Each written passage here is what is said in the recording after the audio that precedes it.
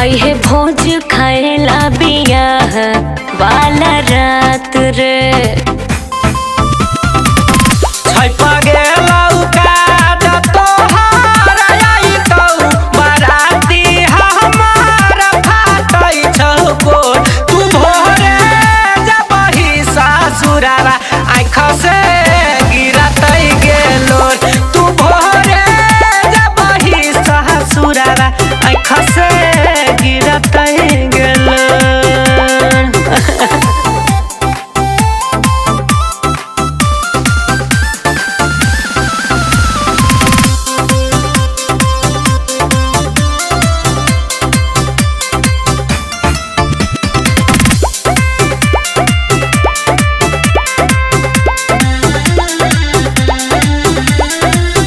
कोना गलती कह न जानू हमारा से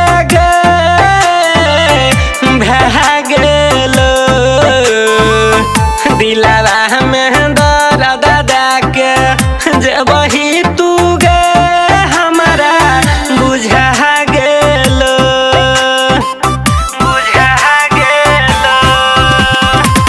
कोनो गलती नहीं छो तुम्हार जान, तू रखी है सब दिन अपन ध्यान।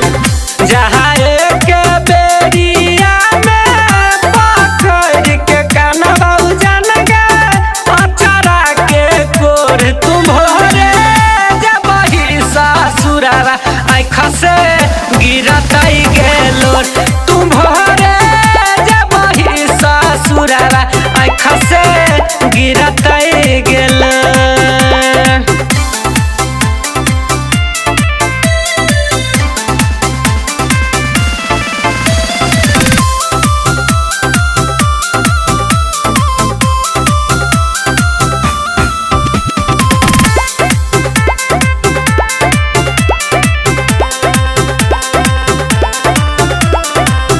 जब तो हर सैया विमल सा सटता गे